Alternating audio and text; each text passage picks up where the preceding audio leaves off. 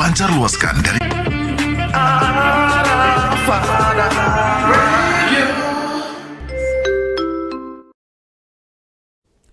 Bismillahirrahmanirrahim. Assalamualaikum warahmatullahi wabarakatuh. Apa kabarnya Sobat Rafana? Salam jumpa kembali kita di studio podcast Rafana Yayan Sorong, inspirasi, harmoni, dan produktif. Semoga senantiasa sehat dan bisa mengikuti live streaming kita hari ini. Sebuah program yang insya Allah akan hadir setiap hari Selasa, Sobat Rafana, yang menghadirkan tokoh-tokoh inspiratif dengan berbagai latar belakang atau background keilmuan yang tentunya tidak terbatas dan kita bisa ambil manfaatnya. Seperti di perjumpaan kita kali ini, saya kedatangan seorang praktisi ruqyah.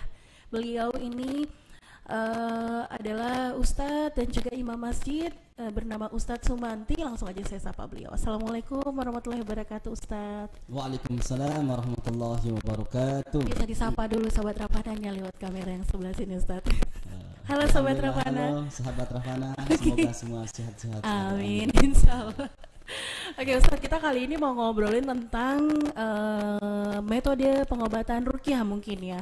Tapi di judulnya tuh ada tulisan mengenal Al-Hijrah. Jadi apa ini Al-Hijrah? Al-Hijrah itu sebuah komunitas atau perkumpulan yang memang di dalamnya itu orang-orang yang memang berhijrah sebenarnya. Berhijrah ya, begitu ya? Tahu saya karena kemarin pernah saya tanya kepada ketuanya atau pendirinya.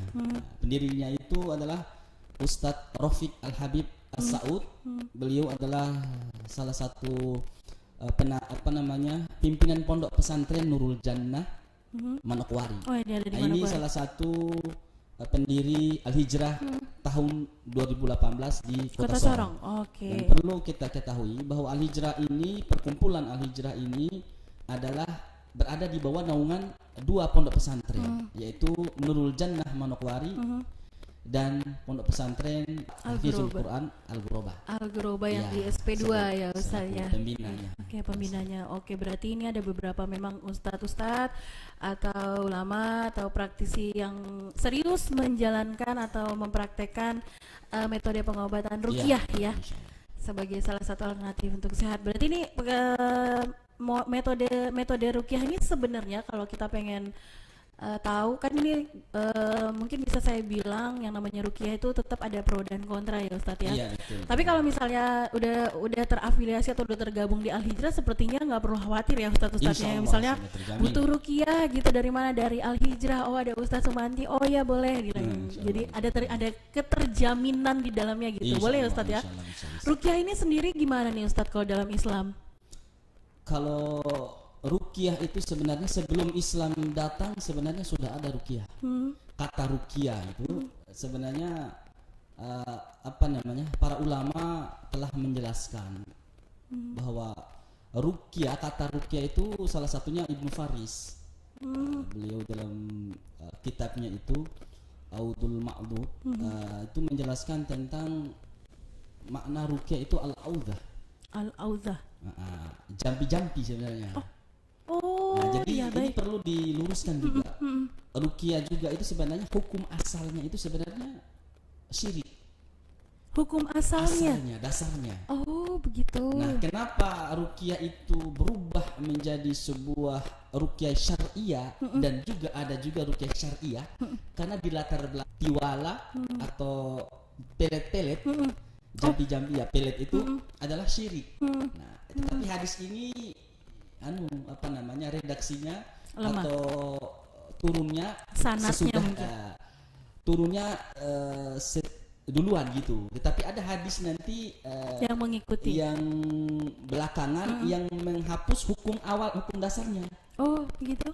Hukum asalnya ada hadis dari Bukhari Muslim dari Auf bin Malik Asy-Syaja'i radhiyallahu an, kunna narki fil jahiliyah. Dahulu kata beliau pernah kami ruqyah, ruqyah atau jampi-jampi. Fakulna, lalu kami bertanya kepada Rasulullah, kaifa tarafi dzalika ya Rasulullah. Kami pernah bertanya kepada Rasulullah, tidak apa-apa ruqyah kalian itu, jampi-jampi kalian itu, mantra kalian itu, selagi tidak ada unsur syirik di dalamnya. Itu sebenarnya asal mulanya. Tapi itu tadi, maka al-hijrah ini adalah orang-orang yang ingin memahamkan masyarakat, ingin mensyiarkan dan memasyarakatkan metode ruqyah syariah ini kepada masyarakat supaya tidak salah kaprah untuk mendatangi, karena ini ada erat kaitannya dengan para dukun.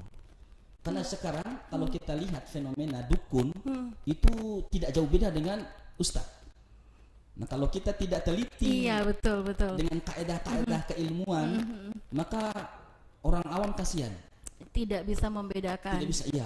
Mana yang miring, mana yang lurus gitu ya. Maka insya Allah nanti ini akan sampaikan. Oke, berarti lewat al-hijrah ini berarti metode pengobatan ruqyahnya itu boleh dibilang tidak perlu ada keraguan dalamnya, begitu? Iya.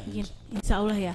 Tapi kalau mau balik ke tadi penjelasan Ustadz tentang ruqyah itu di awal termasuk jampi-jampi begitu, ini mungkin menjawab pertanyaan saya kali ini, karena saya pernah dengar nih Ustadz dulu mau ruqyah, terus ada yang ngomong gini, jangan ruqyah nanti segala amalanmu itu hilang, habis, kayak gitu. Ya, gitu ya. Itu mungkin yang tadi betul, penjelasan seperti tadi menjawabnya bahwa ada ruqyah yang syar'i gitu ya. Nah, ukuran ruqyah syar'i ini seperti apa Ustadz dalam prakteknya? Baik. Jadi kalau kita kembali kepada hukum asal atau ruqyah itu sendiri, sebenarnya Nabi pun itu sudah pernah diruqyah. Siapa yang meruqyah? Yaitu malaikat Jibril. Beliau ketika sakit diruqyah oleh Jibril, bacanya bismillahi arqik min kulli syai'in yu'dhik wa min syarri kulli nafsin aw aini hasid Allahu yashfik bismillahi arqik. Ini kalimat tammah yang asbabul wurudnya kalimat yang dibacakan oleh malaikat Jibril kepada Rasulullah.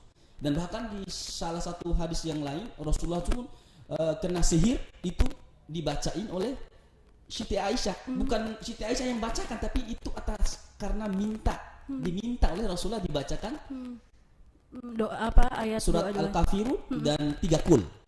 Al-Kafirun dan 3 Qul. Nah, itu untuk mengobati sihir-sihir. Baik. Ya karena zaman itu kan ya tentunya kekuatan-kekuatan seperti itu juga pasti dipakai gitu. Jadi standarnya mungkin kalau dalam praktek ruqyah yang Ustadz lakukan selama ini ada bacaan Quran yang khusus begitu ya Ustadz ya. Jadi ruqyah kan tadi kan kita sudah memaknainya melalui pandangan ulama secara bahasa tadi bahwa mantra al-audah. Bacaan mantra. Nah, cuma mantra yang seperti apa? Nah, makanya para ulama Al-Hafiz Ibnu Hajar Al-Asqalani menjelaskan bahwa minimal ala jawazir ruqa. Jadi ulama sudah bersepakat inda ijtima'i thalathatin syurutin. Minimal ada 3 syarat diperbolehkannya ruqyah. 1.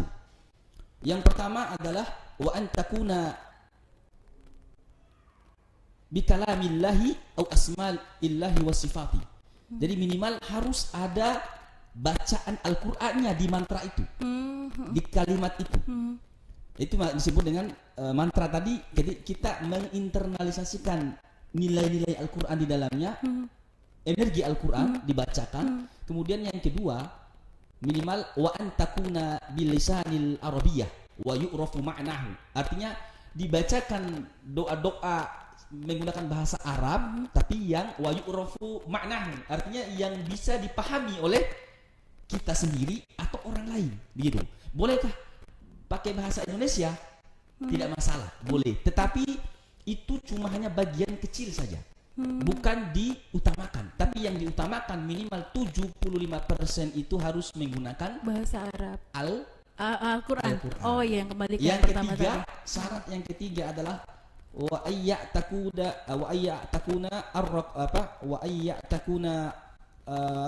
wala tu'athiru bidzatiha bal bidzatillahi ta'ala. Jadi kurang lebih seperti itu. Artinya aktif atau sembuhnya orang ataupun efeknya ruqyah itu bukan karena ruqyahnya. Nah, ini perlu diluruskan bagi peruqyah ataupun orangnya yang meruqyah. menjalani ruqyah. Bukan karena ruqyah. Oke, orang yang menerima Ruqyah, manfaat iya. ruqyah ini ya. Bukan karena peruqyahnya sembuhnya dia, untuk sembuhnya dia, tetapi itu perlu kita peruqyah memberikan pemahaman kepada masyarakat terlebih dahulu bahwa kesembuhan itu hanya hak prerogatif Allah Subhanahu wa taala. Jadi itu kuncinya. Karena di ayat Al-Qur'an itu bahwa apabila aku sakit, wa idza maridtu wa huwa yashfi. Apabila aku sakit, Allah yang menyembuhkan. Peruqyah apapun itu hanyalah sebagai wasilah. Oke, sebagai memang metode saja gitu Metode, ya. Jangan cara. dianggap bahwa ini emang mumpuni atau pasti sembuh misalnya, Ya. seperti ini sebagai ya benar, wasilah tadi disebut sama Ustadz. Baik, berarti ada beberapa standar-standar yang memang harus dipenuhi ketika meruqyah seseorang ya. Ya. Berarti Al-Hijrah sudah seperti itu ya Ustadz. Sudah. Saat ini praktisinya ada berapa orang nih Ustadz? Alhamdulillah yang masih bertahan. Kenapa saya katakan Masih bertahan. yang masih bertahan? Berarti ada efeknya pada peruqyahnya ya Ustadz ya. Dari 2018 itu Sekitar 5 bergonta-ganti, artinya para praktisinya. Dan juga kita sebagai senior dan sebagainya itu kan kadang-kadang untuk mencari bibit praktisi juga itu agak sulit.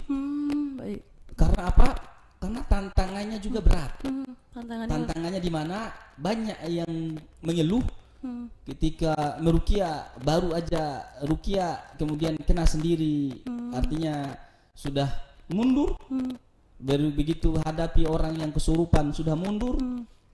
Hadapi orang yang kena sihir dan sebagainya sudah mundur. Maka disinilah ada nilai-nilai yang perlu harus ada di dalam seorang praktisi. Setidaknya dia harus punya sisi dakwah di dalamnya. Kalau dia orang muslim yang ingin memberikan pemahaman kepada masyarakat tentang ruqyah yang syar'i, karena efektifnya ruqyah juga. Tapi Ustadz bertahan ya? Insya Allah. Sudah berapa tahun? Apakah sebelum bergabung di Al-Hijrah memang sudah menjadi praktisi atau bagaimana? Sudah sebelum 2018 sudah saya mulai bergabung aktif. di ruqyah Qalbun Salim. Oh, Dulu Qalbun pernah Ustadz, kalau nggak salah Ustadz siapa yang di Masjid Raya ini, saya lupa. Ustadz Mu'alim. Ustadz Mualim? Ustadz Mu'alim juga pernah, beliau mendatangkan seorang praktisi dulu, yaitu Ustadz Abu Muhammad. Ya pernah datang ke Sorong, kemudian kita melatih pelatihan ruqyah tanpa kesurupan. Nah, itu sudah saya pernah pelajari dan saya pernah ambil materi-materi beliau. Dan insya Allah kita tidak perlu ragu lagi bahwa di Sorong ini ada peruqyah Al-Hijrah ini akan memberikan pemahaman bagaimana cara-cara ruqyah yang syar'i, karena ini di bawah naungan 2 pondok dan dipayungi oleh ARSY, Asosiasi Ruqyah Syariah Indonesia. Oh, baik ya. Insya Allah. Berarti kalau dari Al-Hijrah aman, insya Allah ya kalau mau ruqyah. Iya. Tapi Ustadz masih bertahan di sini, memang sudah ada ketertarikan sejak lama ya untuk metode pengobatan seperti ini. Iya, betul. Karena ketertarikan saya, kenapa saya ini kan yang ada di balik keilmuan ini ya Ustadz ya. Karena ini basicnya tadi Ustadz sebut kalau sesuai syar'i berarti sesuai tuntunan agama Islam, dan tadi ada tiga komponen, ya 3 syarat penting yang harus ada di setiap ruqyah yang syar'i itu tadi. Itu hanya secara umum saja. Secara umum. Nah, kalau misalnya saya boleh tahu nggak gambaran kalau lagi meruqyah orang nih, apakah ayat-ayat bacaan-bacaan yang dipakai dalam satu kasus dengan kasus yang lainnya tuh berbeda atau bagaimana? Iya. Pada dasarnya kalau bacaan ruqyah itu sebenarnya Al-Qur'an itu adalah syifa. Iya, penyembuh. Kalimat min di dalam kalimat di kalimat syifa, di dalam kalimat wa nunazzilu minal qur'ani ma huwa syifaa'un wa rahmatun lil mu'minin. Yang kami turunkan Al-Qur'an itu sebenarnya kalimat min di situ bukan sebagian Al-Qur'an, para ulama mengatakan. Tetapi seluruh Al-Qur'an itu menjadi syifa, menjadi penyembuh, obat. Kenapa kalimat syifa tidak dikatakan ad-dawa, sama-sama obat sebenarnya. Cuman kalimat syifa itu adalah kalimat menurut Quraisy Shihab, termasuk menurut tafsir Ibnu Katsir, kalimat syifa itu adalah kalimat kesembuhan yang tidak ada keraguan di dalamnya. Artinya pasti dia sembuh. Contoh, ada orang yang penyakit yang dia bawa tapi bisa lagi sisi lain, dari sisi psikis atau psikologis dari sisi ruhianya. Jadi ini yang jarang orang ketahui. Maka ruqyah itu sesungguhnya adalah perubahannya yang dilihat, bukan efeknya. Oh, perubahan dari orang yang menjalani ruqyah. Orang menjadi obat itu artinya pasien. Yang berobat, ya pasiennya. Nah, itu. Karena apa? Karena orang yang datang itu dengan suatu masalah, ketika di ruqyah, berarti bukan hanya satu masalah yang sembuh di situ. Karena kita tidak tahu di dalam tubuh kita itu ada satu penyakit yang barangkali satu bacaan Quran yang memang sama ininya ya, istilahnya tuh bacaan Al-Quran apapun itu bisa menjadi penyembuh yang tidak diragukan lagi, begitu ya Ustaz ya, insya Allah. Oke, ini juga satu hal yang mungkin ingin saya tanyakan nih Ustaz, kalau ngomongin tentang ruqyah. Tadi kan Ustaz nyebut tentang Ustadz dengan dukun itu hampir mirip ya? Hampir mirip. Nah ini apa ya pertanyaannya? Apakah seorang peruqyah itu bisa merasakan memang bahwa orang ini memang butuh diruqyah gitu dari tampilan fisiknya atau